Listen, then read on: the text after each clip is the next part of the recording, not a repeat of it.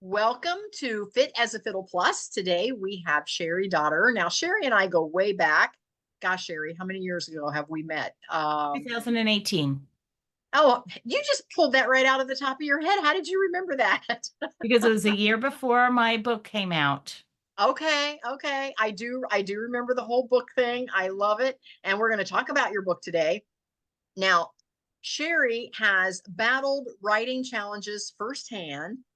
She's emerged as a global authority pioneering innovative neuroscience-backed strategies to overcome dysgraphia. And I know all of you were wondering what that is.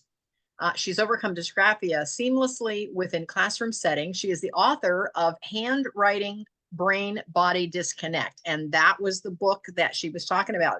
We met the year before that came out. Yep, there it is. I have a beautiful bookcase in my home, and her book is prominently displayed right there in my bookcase. We run a guest house, and some of my guests are also, they pick that up and go, what is this? Because it's something they've not seen that word before, and we're going to talk about that. She is a contributor to several works. She's set to release Math, and is it DYS-connected? Is that an acronym, the DYS? She's co-authored that with Jonna Lee, and she owns Dotterer Educational Consulting and the Writing Glitch podcast. She lives with her husband and son, and she experiences her passion to revolutionize learning. And they also have a daughter in grad school. Wow, you're busy. I get it. Very. So I've added one more thing onto that list of busyness is Oh, with Jonna Lee, we also are publishing Tier 1 Interventions podcast. I did see that. Yes. Yeah. Wow. Anyway, if you're on social media, you'll find her all over Facebook and all over Instagram. I see her every time I jump on there. I scroll past, and it's either her or Jonna Lee, and I see them all the time on there. So yes, your word is spreading. So, and am I right? You just got back from Texas. Tell us about your Texas trip. Yes, I spoke at the Council for Educators of Students with Disabilities. It is in Austin, Texas area, and it was the 24th conference. It is sponsored by the language therapists in that area. And they brought me in and had me do 2 keynote speeches on dysgraphia. One was, what is it? How do you assess it? And then the second one was, what are some interventions? And the first thing I did when I got there, even before I even started the presentations, I gave them a QR code to download a free checklist about what dysgraphia is, and I'm going to offer that to your audience as well. It's a free checklist that tells some strengths and weaknesses about dysgraphia, and we'll go into a little bit more detail about what that is here in a little bit, but don't let me forget to share that link with you, Okay. Kathy. But Absolutely. it's at disabilitylabs.com, and I don't think that you can find it on your own. I have it behind the password wall, so you have to Okay. I have get it. a direct connection with me somehow or another to be able to get that link. But I have about one person a day, that 2 people a day, 3 people a day, tapping into that because I'm sharing that on both podcasts, and I'm also sharing some other things about math, and the impact that writing has on math disability. Well, we're So going to get into that, but when I'm recording this, and so when I upload the replay, I'll make sure that I include that somewhere in the replay. Is it a QR code? Do you have a link as well, possibly? Because I'm not sure that the QR code will copy into the description, I will get you the link. but I know the link will. So anyhow, we'll get that for all the listeners.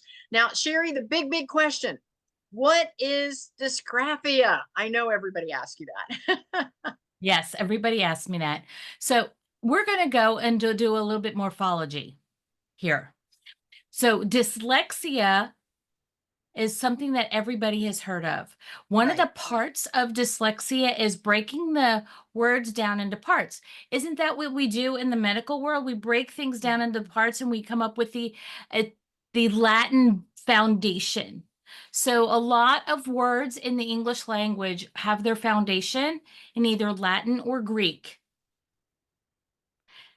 It just so Agree. Yep. happens that dyslexia, dysgraphia, and dyscalculia have their foundation in Greek. So Okay. DYS, you had asked me if that's an acronym. No, that's just this little beginning of Okay. dyslexia, dysgraphia, dyscalculia means disability. Okay. So Okay. disconnected. I get it. Okay. I means condition. So the IA is condition of. So Okay. all of those words have those on the insides. So then you only need that morphology of what's in the middle. Okay. And what's in the middle of lexi, dyslexia, lexi means to read. Graph, dysgraphia means to write. Dyscalculia, guess, mathematics. Ah, yes. Hence how we get the name for calculus. Well, I'm Okay. not sure what the ending of the calculus stands for, but that's the high level math. Uh, so how I got started here was I could tell when I was evaluating the students that I was seeing that they were having struggles, and there was a lot of questions coming to me from teachers. Well, does he have dyscalculia? Does he have dyscalculia? And I'm like, I don't know. I am not sure what the designation is for that. Well, I will tell you this. The designation and really the medical clinical diagnosis of dysgraphia, one of the things I've confirmed at this event that I was at this weekend, because I had spent about a half an hour, 45 minutes talking to a psychologist, there is no test for dysgraphia. It is all really appearance-based and Wow. struggle. So really, it's illegible handwriting, if you want to get it to its simplest terms. But there's more to the story, because if you look in the Bible of mental health disorders, which is the Diagnostic and Statistical Manual of Mental Health Disorders, and we are now on the 5th edition. Okay. Say that one fast. I had to slow down and make sure I did that. But that is where they get all the diagnostic criterion for all the mental health disorders that there are in the world. Okay, listeners, can you tell that Cheri is a teacher? I mean, I've learned so much in what, 5 minutes already? Wow. So in that book, it says that dysgraphia is a disability that is continuously difficult to overcome. Okay. So there Okay. might be moments in your life where I'm having a dysgraphia day, but when it becomes to the point where it's almost like this pathological um, difficulty with writing, that's when it really becomes the disability. Okay. Okay. So it's a disability in punctuation, capitalization, grammar, spelling, sentence structure, and paragraph organization. Now, what did I tell you a little bit ago? It's like illegible handwriting. Where was that word in that definition? It wasn't there. So I went back and I tried to find out more and more and more about this disability. And the more I found, the more the stack of papers was getting thicker and thicker. I'm going, okay, I need to share this with the world, because not even my fellow occupational therapist had a Mhm. clue what it was really. Now, when was it that you started getting interested in it? I mean, how long ago was it that you went through this, that you said, wow, this needs to Yeah. be in a more usable um format so that people can understand what this is? I mean, how long ago was that? Yeah.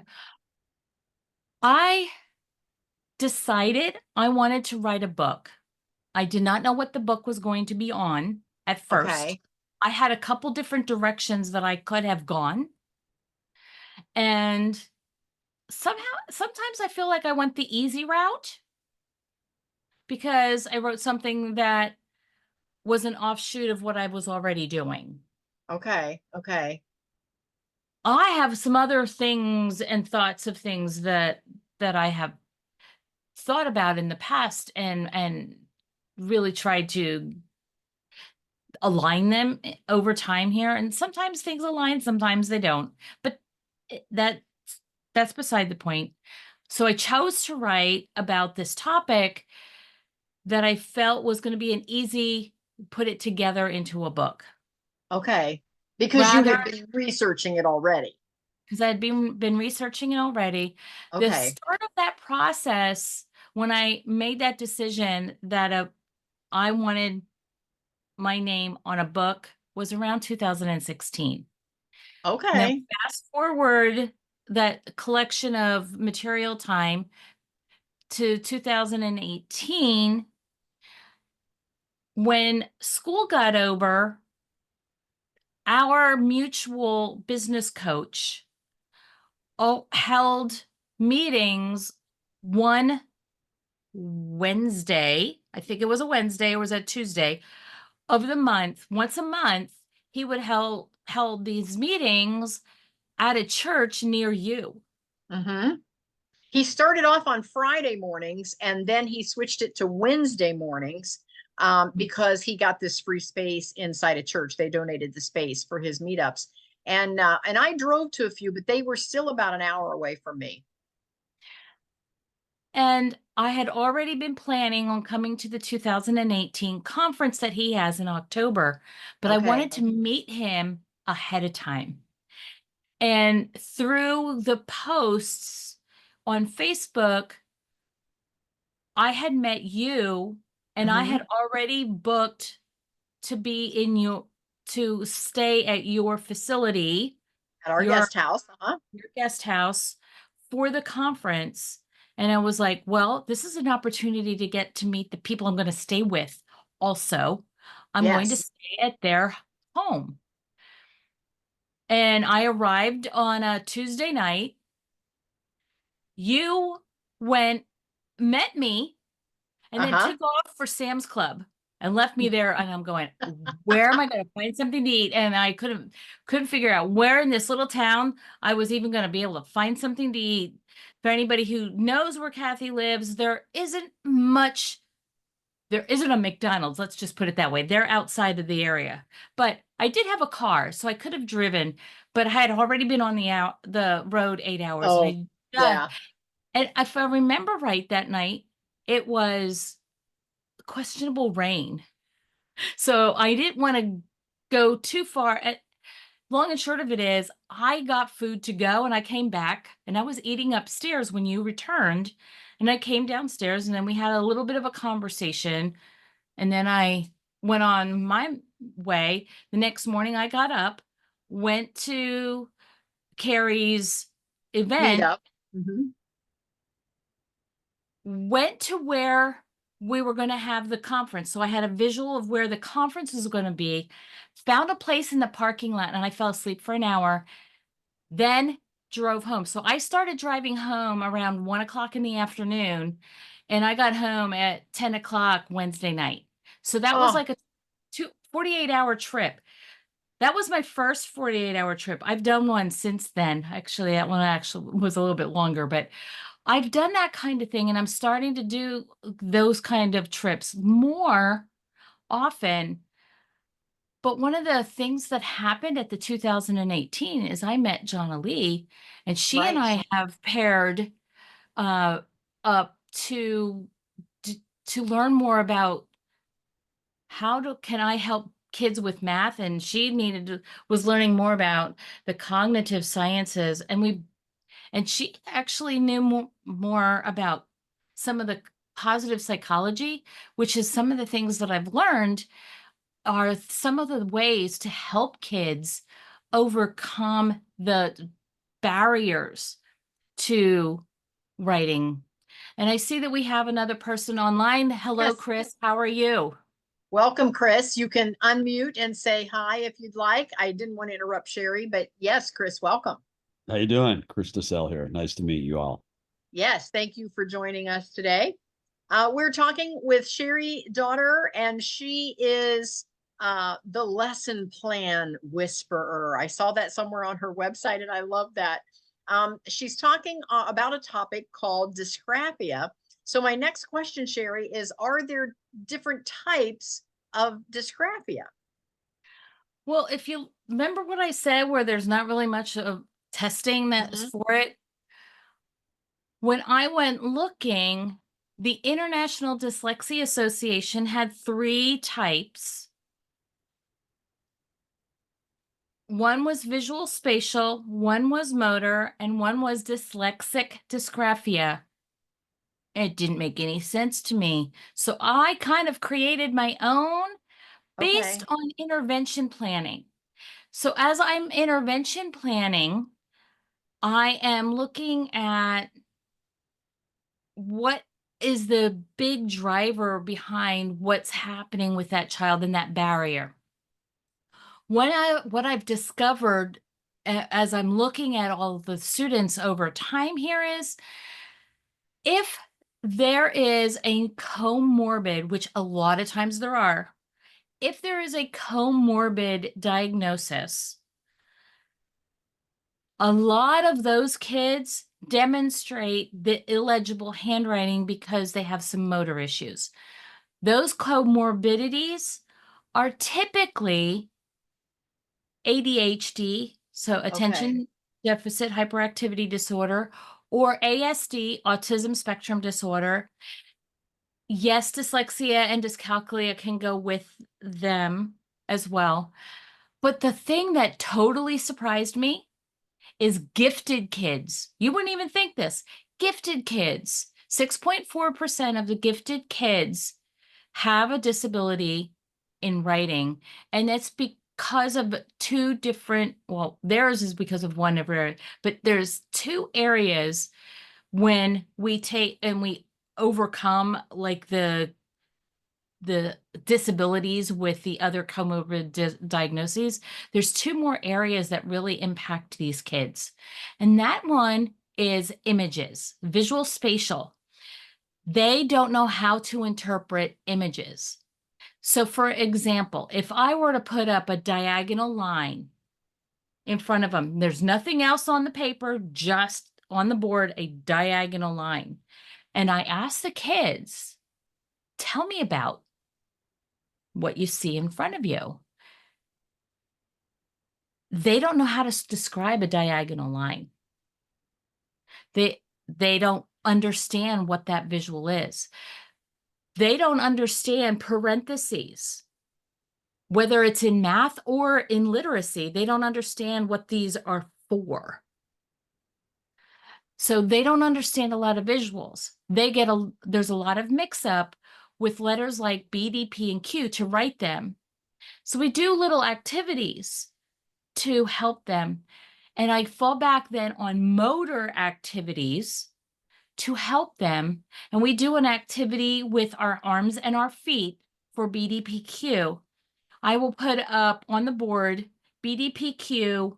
I put up 4 or 5 lines and I mix them up.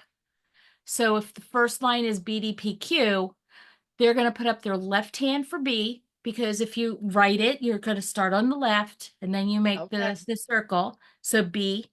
D, you have the circle on the left side and the line on the right. So to reinforce where the line goes between B and D, we put that arm up as they're coming to that letter. And then with P, we use the left leg, and Q, we use the right leg. So I started, and I might sound horrible on the recording, but I'm going to click my fingers. We start with a beat. Okay. And we try to get them on the beat to answer the B, D, P, Q. Okay. And all of these kids with things like ADHD, ASD, and all those motor errors Mhm. that they also have, they can't stay on the beat. The other thing that happens with these kids is working memory. So being able to hold something here in their memory and be able to work with it and then use it. And depending on where they fall in this checklist that I have created for people, some kids can recall orally everything. They go to write it on paper and it's like everything just goes blank. But you got to Wow. remember, neurologically, reading, bringing something into your eyes and Mhm. interpreting it in your brain, that is the reading part. That's sensory. That's bringing it in. Once you manipulate it around up there and you try to pull it back out, orally is one neurological track, writing is a third neurological track. So many of them have great oral narration. They just fall apart because half of the thing is they can't remember Okay. how to write the letters.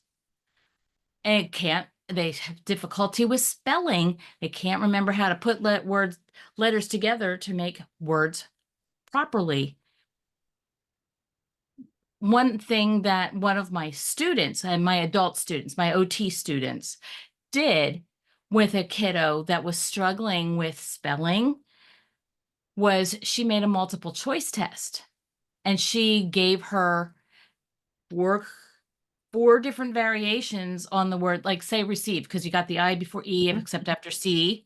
That's a very difficult one because they have to think through as they're writing the word what Okay.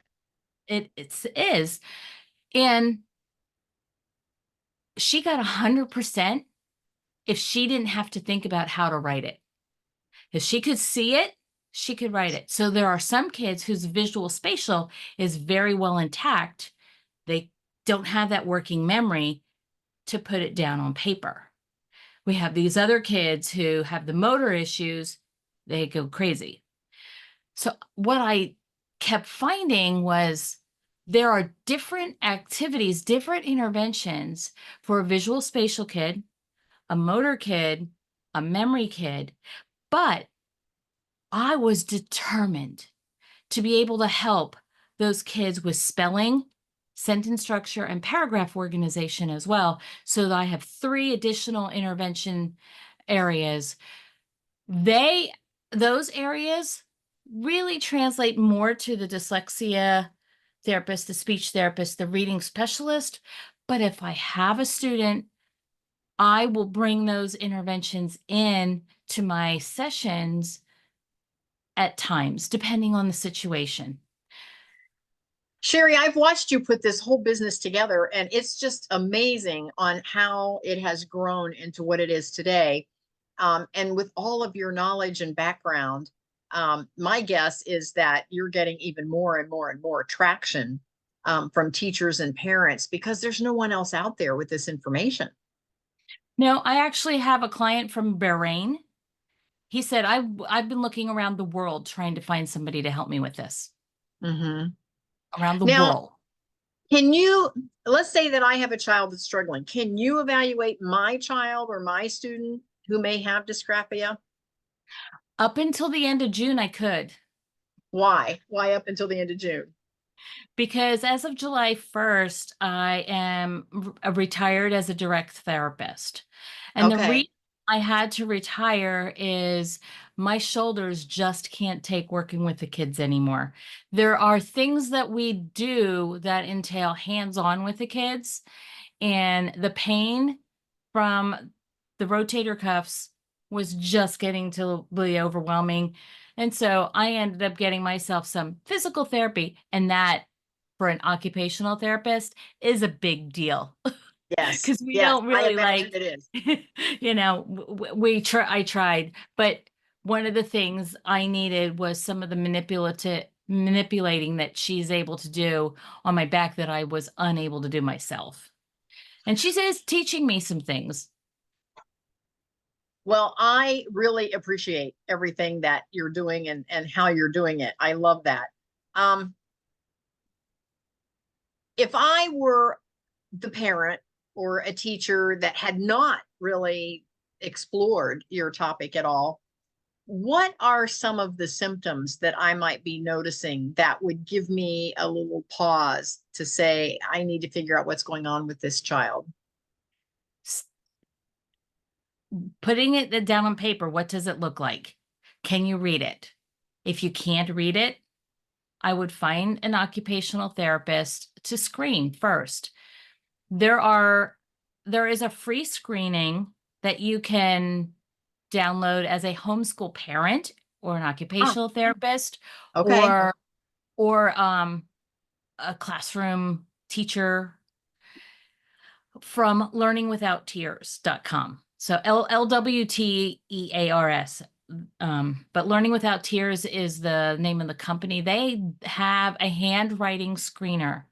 And Okay. what's nice about theirs is you don't need full memory of what letters are going to have to be you're writing. They have a picture of an apple and they have you write the A. They might have the B there, and then you have to write the other B.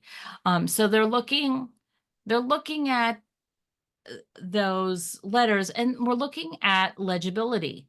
So our screen is looking at legibility. When an OT goes in and dives into the evaluation, we are seeing much more than what is on the surface and what you might see as a parent. We are seeing difficulty with the 3 additional senses. Oh, really? Yes. So I bet you thought you had 5 senses, right? That's what you I were did. always told. That's what you were always Yeah. told in school, right? Right. Well, there's specific nerves inside your body that give information to your brain. One of them is proprioception. The second one is vestibular, and the third one is interoception. Let's go back because I'm sure you're going to ask me what they are. Yeah. What are those? So basically, proprioception is go as simple as this joint. It could be the knee. It could be the shoulder. There's nerve endings inside every joint that send information to the brain. There's very similar, like they're connected into the muscles around that digit, that joint, that are sending messages to the brain. The brain interprets those messages and sends information back. How much pressure do you need? So let's go with running, because a knee joint's much easier to comprehend than a little finger joint, okay? When you're Okay. running, you're having that push and pull on the knee. You're going a little bit side to side, depending on if it's rocky road or not. Okay, so you got to keep yourself standing upright. All those messages about proprioception are keeping that knee, keeping yourself solid to the ground. Okay. Okay, so all those messages. Now, the motor part is when the information comes back. Okay, but the sensory stuff is the messages that are going to the brain. Okay. Number 2 is a little bit more complicated, but have you ever heard of vertigo? Yes. Oh, yes. And so vertigo is when, like, you're all dizzy and you can't stand up and you're kind of walking around over here. It's because your vestibular system isn't doing its job. The purpose of the vestibular system simply is to keep your head vertical to the Okay. earth. Okay. So vertigo is one of those disabilities that goes along with the vestibular system, and there's a lot of complicated details that go with it. But if you want to make it simple, all it is it's trying to keep your Okay. head perpendicular to the ground. Okay. So on a roller coaster, your head's moving up and down, it's moving too fast. You get off and you're like a little Yep. bit wobbly. and until you kind of get your head back where it lands. When you're on roller skates, you're kind of your head and your legs kind of have to get used to being back on dry land. Okay. When you're swimming, the brain has a different sensation because of the water around it. But when you come back up, it's going, oh, wait a minute, where's the earth again? So that's the simplest part of the vestibular system. When we're looking at proprioception and the vestibular system with writing, it's how much pressure do these little joints, your wrist joints, your elbow joints, and your shoulder joint need to make that letter. Okay. See, it all makes sense now.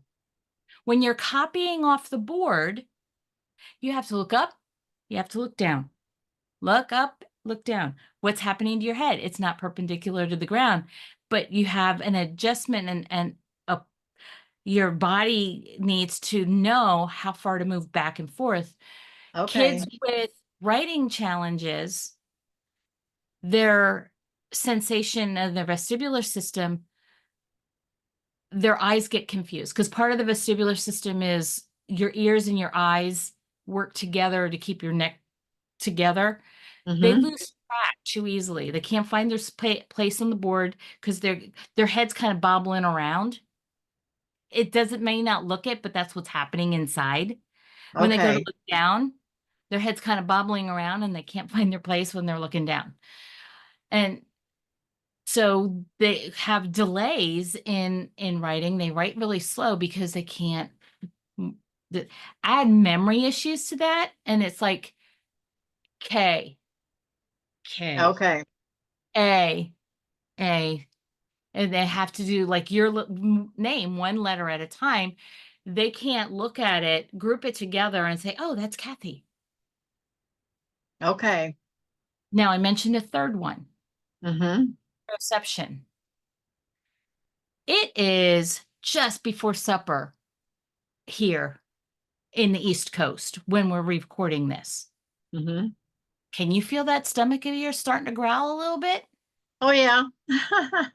Can you feel your heart when it's pumping real hard or slow down? Can you feel yourself breathing? That's all your interoceptive system. It is taking all of those messages that are going on in your torso, especially all your internal organs, sending messages to the brain, and the brain sending feedback back down. Okay. Hence the growling stomach. There's a little bit more involved with the Oh, yeah. interoception, but Interesting. okay. One of the things that one of the extra things that's involved is that intuition, and so anxiety and fear and all of those emotion feeling parts, they're all attached to the interoception. So looking at interoception and looking at somebody who's having trouble with writing, Okay. what happens over time is those memories that are getting put up into your brain about, oh, I gotta write again. Okay, so that moment of the day got put into a file. I call it the filing cabinet. The filing cabinet gets filled up throughout your day. Okay. On the outside of that filing cabinet or that file for that moment, you could have, yes, I'm going to do that again. Maybe not. Or no way am I ever going to do that again. Okay. Now, granted, we have 4,000 feelings. There's a big, it's not right like a plain old stoplight. It's much more detailed than that. And Inside Out and Inside Out 2 really did a nice job of explaining all of that intuition-y kind and the feeling and those Okay. how those emotions work together. Okay, which is in your interoception system. It's also body awareness.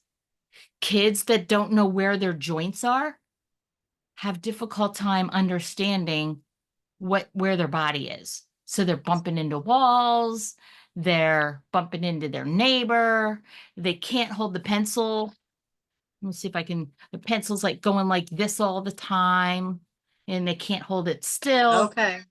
So all of those things are, those three systems work together in addition to the 5 that we know of. So So even how those 5 that we in the know world of can does a get in the way of writing. how in the world does a parent or a teacher keep on top of all of this when they've got 30 kids in the classroom and they see that these kids are struggling? How in the world do they navigate that? Well, that's what I'm here for, is to help them problem solve that. And we Yes. go one kid at a time. We and parents are really good. If you've got a parent who has been researching sensory processing for a while, they know more than the teacher does. Okay. Sometimes it's intimidating to the teacher. Is that my buddy Mark? Hi, Mark. It is. Yeah, Mark just came home from working all day. And those of you who can't see him, she just turned her face and I could tell that she was talking to somebody. It had to be my buddy Mark. Yep, he So, just came through. so what we do, what I am teaching, especially through tier 1 interventions, one of the shifts that I've made, and I actually have another friend who does a lot of handwriting adaptations. I'm leaving her take that ball, and I'm shifting and I'm doing a different ball at this point. And that is, how can we overcome that negative barrier to get kids to be able to write again and be successful? And I use an acronym when I am teaching called IMPACT. IMPACT stands for inclusion, metacognition, perseverance, adaptability, confidence, and transcendence.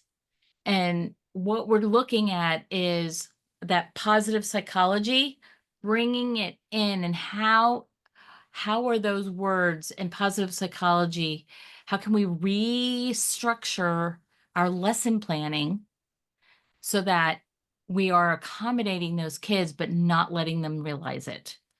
So I have Okay. So exercises. that they don't feel separated out. You're trying to include them. Okay. Yep. So that hence the first one, inclusion. Inclusion, yes. Okay. Metacognition, where by the instructional delivery, we create thinking and we don't solve the problem for them. We let them solve their own problem. Okay. So go back to the diagonal, put that up. Tell me about, and we see what they have to say. I put up a vertical line when I was teaching this to a bunch of adults. There was a vertical line on the page. The rest of the page was blank, right? She says it's a domino. What it is. And that wasn't what I was thinking when I was making it, but she didn't. Yeah. That was her perspective. And then we went on and we went from there and we created the conversation based on it being a domino. And how can that domino yield the result that we want in our lesson planning? And that's where the idea of lesson planning whisperer comes in, is we take that child's perspective and how are we going to get them over the hump so that when they go to pick up a pencil, they feel freedom to write. So you're meeting the child where the child is, not expecting them to try to meet you where you are. Mm-hmm. And that can be difficult when you got a class of 30. Absolutely. Absolutely. So one of our math-based students, she's a 7th grade teacher. She does one of the exercises that I teach with her students, and she sent me some pictures of it. one of the things I've discovered is, well, one of the things I knew back in college, okay, was a Okay. term called bilateral integration, where both hands are doing something to get the task done. Like when you're knitting, you need both hands. When you're crocheting, you need both hands. But if you think about it, when you are crocheting specifically, you've got the needle in one hand, you've got the yarn in the other hand. They're not doing the same thing. They're Right. asymmetrical. Okay. Whereas back when if you look at Karate Kid, he had wax on, wax off, where they were doing the same motion. Mm-hmm. Both Okay. hands were doing the same motion. Yes. Both hands were doing the same motion. That's symmetrical. When we're writing, we have a lot of asymmetrical stuff going on. But when we're writing, the dominant hand that is holding the utensil is affecting the opposite side of the brain because that's the way our brains are situated. And then the other hand is, the helper hand is doing the opposite side of the brain. I'm left-handed, so everybody, that's why we're doing it this way. It might look backwards to you, or might look right because now you're Mhm. seeing a mirror image. But I'm left-handed. One of the things that I was concerned about is if we are constantly reinforcing the side of the brain that is not going to benefit from what we're doing, how are we going to reinforce that? I probably just can totally confuse you. So one side of the brain is going to say it's round, it's red, it has a stem, it has a leaf. The other side of the brain's going, oh, it's an apple. Okay. If we're constantly only reinforcing the side of the brain that says it's round, it has a leaf, we're never going to get to the what it is. Okay.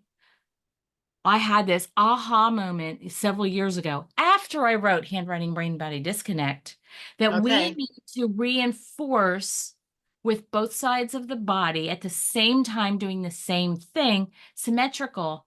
But if we interlace them together and do that, do whatever we're going to do to reinforce writing, it's going to hit both sides of the brain. It's going to cross that hemisphere barrier, and we're going to have the logic and the creativity start to unite. So I teach a So, task called so yeah, interlaced how do you bilateral teach that? integration. I can't wait to hear this one. So I teach a thing called interlaced bilateral integration. And it's very important that your hands, your palms are away from you as you interlace. If you put your palms together when you lace your hands together as if you were praying, you're not going to reinforce the motion. You need to have your hands away from you. Okay. So right now, I'm going to have you do something. I want Okay. you to put your hand out in front of you, put your other hand up here at your shoulder, and try to move it around. Feel what your shoulder is doing there, right there Yep. at the hinge. Yep. Now turn it so that your hands, now redo that, move it around. Do you feel the difference? Yes. Okay. Oh, So, yeah. so interlaced bilateral integration, and then we practice. So you could practice individual letters, you could practice words, you can practice all kinds of things. So the interlaced bilateral integration, I have kids in math classes do the number 8. So we start here, Okay.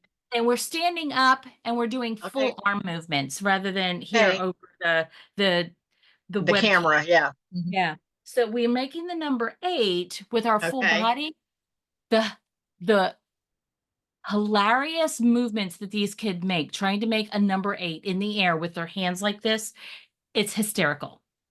And if you try this at home, Mhm. full body, even adults, is hysterical. It's fun to watch.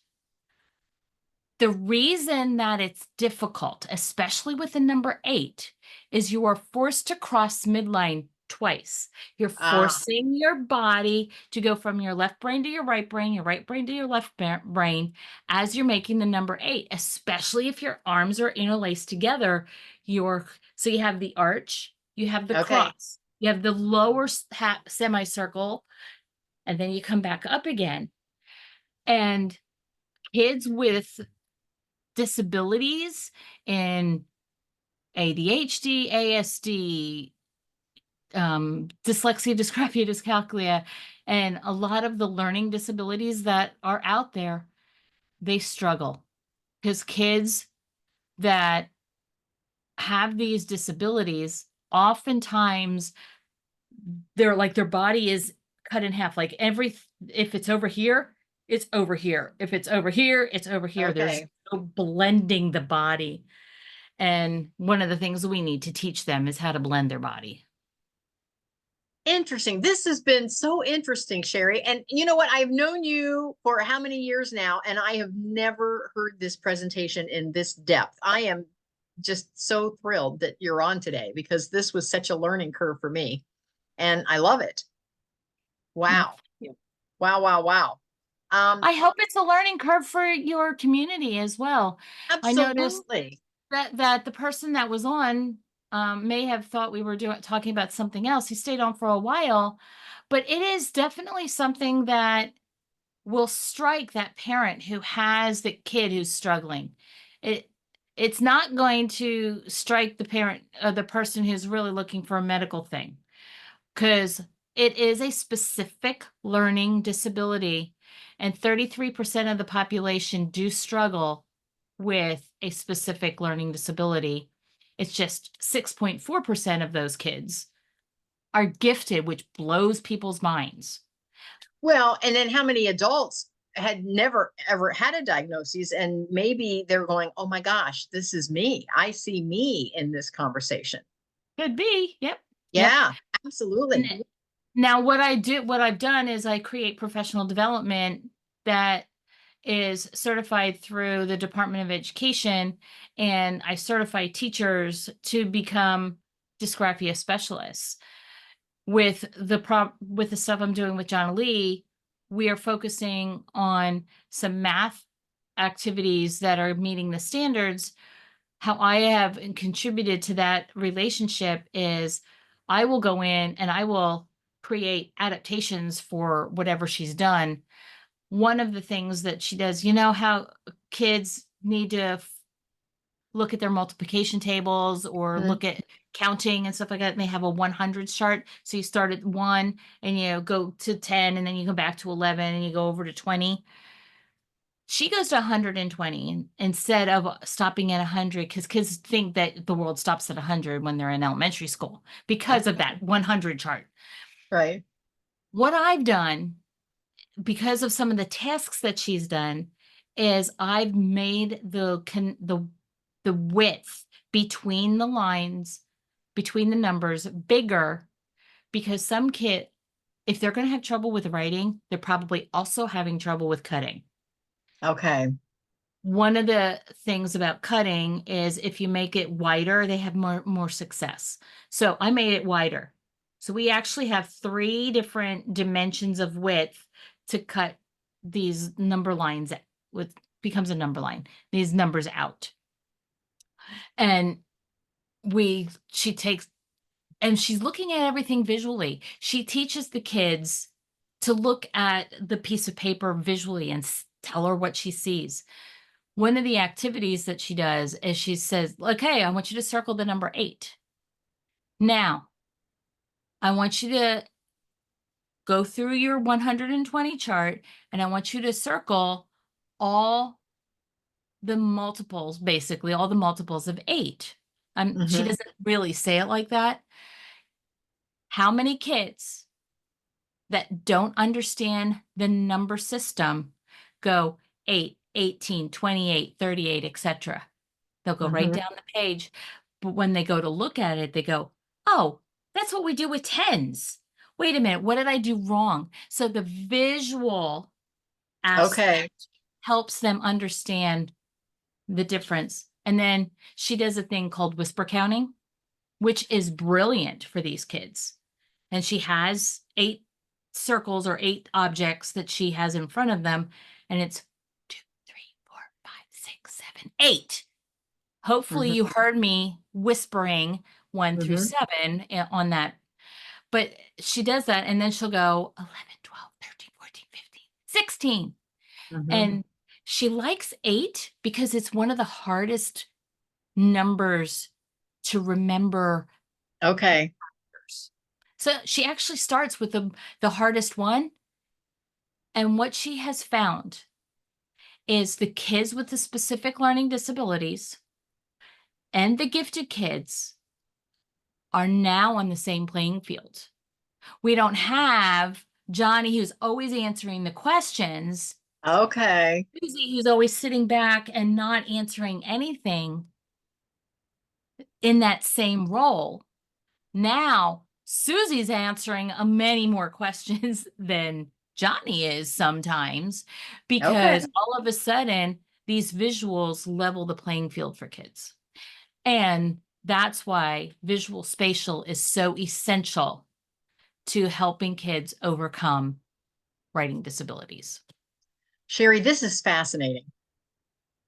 This is so fascinating. I can see why your business has exploded and why you're getting speaking engagements all over the country these days. How can our folks connect with you?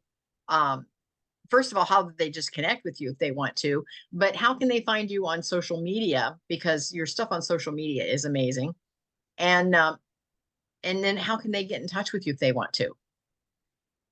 I think the easiest way is to follow my name on the, where is it? Right there. On the chat? on, Oh, on, on oh, the chat. On my, in your little Hollywood square, it says in my Cheri little Dotterer. Hollywood square, yes, it says Cheri Dotterer. Cheri, for those of you who are not able to see this, who are just listening to this, Cheri is spelled C-H. I said C. Yes, I said C. CHERI-DOTTERER double T double R. You know, I gotta be like Tigger. Hey, you know what? Your name is fun to type when I'm typing it. Hey. The ERER. It's just fun to type. I always And think of that whenever I type your name. and then from there, all my courses are on a different platform called Disability Labs with an S. There is Disability Lab out there. I have the S on the end.com. So all my courses are on a separate platform. But if you go to cheridotterer.com, that homepage will pretty much take you where you need to go. There is some handouts there if you're a parent. There's handouts there if you're a professional. There's a lot of information there in general. But that page doesn't get changed a whole lot. Now, can they find your 2 podcasts there? Yes, they can. Okay, good, good, good. Yes, they can. Technically I have 3, because what I do is when I break things up into shorts, I'll even put the shorts on a separate podcast, but they're all clips out of the main ones. But yeah, both the Writing Glitch and Tier 1 Interventions are on the homepage. They do have their very own websites as well. So like, as you grow in business, you have to get more websites, but everything goes back and can be found through the main one, the main homepage of cheridotterer.com. Yes, perfect. I don't know what else to say because it's Cheri Dotterer everywhere. I did try. Oh, I I misspelled have it after all that. CHERIDOTTERER.com. Yeah. There we go. So I have something special that's happening. I don't know when this is going out, but for the Okay. next, it's available for the next 4 days. I have a Okay. holiday box that's going to be available. It's buy one, get one. Okay. And oh my gosh, we have curated stuff for dyslexia, dysgraphia, and dyscalculia. We have stuff for teacher relief. One of the things I have here on my desk are these wonderful silver earrings with a bangle, and then there's a necklace that goes with it, but the necklace is not on my desk. We have Some fuzzy socks for Christmas. I love it. Now, what is this for? This is something you're doing on. So this is a holiday box that's only available for the next 4 days. Okay, However, this will probably go live by tomorrow morning. Okay. So you have to purchase them by the end of the week. But next year, we're actually creating a subscription. And the Okay. subscription is going to house dyslexia books, stuff about dysgraphia, stuff about dyscalculia, and it's going to have different activities and things and relief objects for the teachers and or the parents or whoever you're getting it for. So that's the new thing that's coming out. It's called Relief in 3D. I am betcha 100% I bet you that information is not on my website. So there is a way to contact me on my contact page. If you're interested in that link, I will still hand that one off to Kathy. I'm going to look away from the camera to pull it up here so I don't forget it before we go away. But yeah, I'm moving my store, and I think the store link is moved, but it very well may well not be. But the reason I'm moving my store is to house this subscription box that we are creating. So Cheri is always a mover and shaker. She's always adding more and more and more to her business and her business plan and her website. So stay tuned. And this thing came out. Yeah, this subscription box idea came out of left field by an ad I saw on Facebook scrolling at 10 o'clock one night when I was supposed to be sleeping. But and I thought, no, I have no need. I don't have any products for that. And I started thinking more about it. And what I've done is I've taken all the stuff that I teach, we've put it onto one pagers so that it's easily accessible. So we have quick start guides for different activities and different things that, and then we're going to be putting them in once a month, get a new box. But the holiday box is something special just to get things off and rolling. And Kathy, here is the link. Good. And okay. But the thing that really is fascinating and just I'm excited about it is we have contracted with a publisher who publishes decodable books. And I say that because one of the things with kids with dyslexia is they don't know how to pull the words apart to decode them. Put them back together is encoding, which is spelling. Okay. So decodable books, the science of reading has put together a systematic order into way you can learn how to read. These books are based on the science of reading. And my friend has agreed to provide books for the subscription box. And she has enough books that will last us several years. Okay. So you're going to be able to get one decodable book. And who knows, you can over time get her entire collection. And yeah, so it's been fun. And she lives about an hour from me. So this is also going to be neat because we're going to be able to get together once a month to exchange the books. So we're going to meet in the middle, have lunch, and actually get to talk to one another at a slower pace. I love it. Wow. Yeah. Cheri, I can't wait to see you. Hopefully we'll get to meet up in person soon. I appreciate you being on. We've been on for a little over an hour now. So I just want to say thank you so much for coming on and doing this today. This was waking me up today. I know it sounds funny, people. It's 5:15 in the afternoon. Thank you for waking me up. I have been exhausted over the last 2 weeks because my parents are moving. Do I have to say more? Yeah. Well, and you just got back from Texas. So yeah, you've been traveling around the world. I get it. Yeah. So thank you so much. I appreciate you being here. I will put all of your contact information in the replay. Folks that are listening, you can find all of the replay information at kathybinner.com. Again, you see my name here in the little Hollywood square. For those that are just listening and not viewing the video, it is Kathy with a K, and Binner is B as in boy, INNER.com, kathybinner.com. And Cheri, thank you so much for being with us today. And we will see everyone next time. Thanks for the invite.